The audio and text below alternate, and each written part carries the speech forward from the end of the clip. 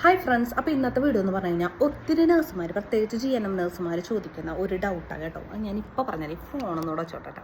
Okay, അപ്പോൾ GNMമാർ ചോദിക്കുന്ന ഒരു ഡൗട്ടാണ്. ഞങ്ങൾക്ക് ഈ BSCക്കാർ MSCക്കാർ പോലെ ഇവിടേക്ക് കയറി വരാൻ പറ്റുമോ, ജർമ്മനിലോട്ട് കയറി വരാൻ പറ്റുമോ, ഞങ്ങൾക്ക് വിസ റിജക്ഷൻ വരും എന്നുള്ള ക്വസ്റ്റ്യൻ. നിങ്ങൾക്കും ജർമ്മൻ പഠിക്കാം, നിങ്ങൾക്കും കയറി വരാം. നിങ്ങളൊരു പ്രത്യേക കാറ്റഗറിയിലുള്ളവരൊന്നല്ല, നമ്മളെല്ലാവരും സെയിം തന്നെ പഠിച്ചാണ്. BSc ആകുമ്പോൾ കുറച്ചും കൂടി പഠിക്കും, അഡ്വാൻസ് ആയിട്ട്. MSc ആകുമ്പോൾ അതിനും അഡ്വാൻസ് ആയി പഠിക്കും. അത്ര ഒരു വ്യത്യാസമുള്ളൂ. നമ്മുടെ നാട്ടിലോട് GNM, BSc, MSc ഇവിടെ അങ്ങനത്തെ ഒരു സെറ്റപ്പ് സംഭവങ്ങളൊന്നുമില്ല. പിന്നെ നിങ്ങൾക്ക് ഇവിടെ കയറി വരാം, വിസ റിജക്ഷൻ ഒന്നും ഉണ്ടാവില്ല.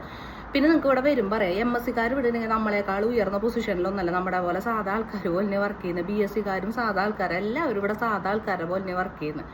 പിന്നെ സാലറി GNM, BSc, MSc എല്ലാവർക്കും ഇവിടെ സെയിം സാലറി. ആർക്കും ഇവിടെ സാലറി കൂടുതലോ കുറവോ ഉണ്ടായിരിക്കുന്നതല്ല. പിന്നെ നിങ്ങൾക്കെന്ന് പറഞ്ഞു കഴിഞ്ഞാൽ, നിങ്ങൾക്ക് നല്ല, എനിക്കും എല്ലാ നഴ്സുമാർക്കും കൂടെ വേണ്ട ഒരു കാര്യം എന്ന് പറഞ്ഞാൽ നമുക്ക് എല്ലാവർക്കും ലാംഗ്വേജ് പ്രാഹ ഭയങ്കര ഇമ്പോർട്ടൻ്റ്. അത് ഉണ്ടെങ്കിൽ മാത്രം ഇവിടെ സർവൈവ് ചെയ്യാൻ പറ്റുള്ളൂ. പിന്നെ വർക്കിംഗ് സ്കില്ലും വേണം. നമുക്കൊന്നും അറിയാതെ ഇപ്പോൾ എന്തെങ്കിലും ഒരു കത്തിയിട്ട് ഇടാൻ പറഞ്ഞിട്ട് നമുക്ക് അയ്യോ എനിക്കറിയില്ല എന്ന് പറഞ്ഞ് മാറിക്കാനൊന്നും പറ്റില്ല. അങ്ങനെ പണി പറയണം. ലാംഗ്വേജ് ആണ് ഏറ്റവും ഇമ്പോർട്ടൻ്റ്. അപ്പോൾ ലാംഗ്വേജ് പഠിക്കും. ഇപ്പം നാട്ടിൽ പരീക്ഷ പാസ്സായിരിക്കുന്ന നഴ്സുമാരാണെന്ന് വെച്ച് കഴിഞ്ഞാൽ ഇത് മെഡിക്കൽ ടേംസ് കുറച്ചിരുന്ന് പഠിക്കുക യൂട്യൂബിൽ. ഞാൻ അതൊരു ഇൻസ്റ്റിറ്റ്യൂഷനിൽ പോയി പഠിക്കാനോ അങ്ങനെ ഞാൻ പറഞ്ഞു. നിങ്ങൾക്ക് ഇഷ്ടമാണെങ്കിൽ പഠിക്കാം, അല്ലെങ്കിൽ നിങ്ങൾ നാട്ടിൽ തന്നെ ഇരുന്ന് യൂട്യൂബ് ചാനലോ അതൊക്കെ നോക്കിയിട്ട് പഠിക്കാം. ഓക്കെ, അപ്പോൾ എല്ലാ നഴ്സുമാർക്കും ജർമ്മനിലോട്ട് സ്വാഗതം.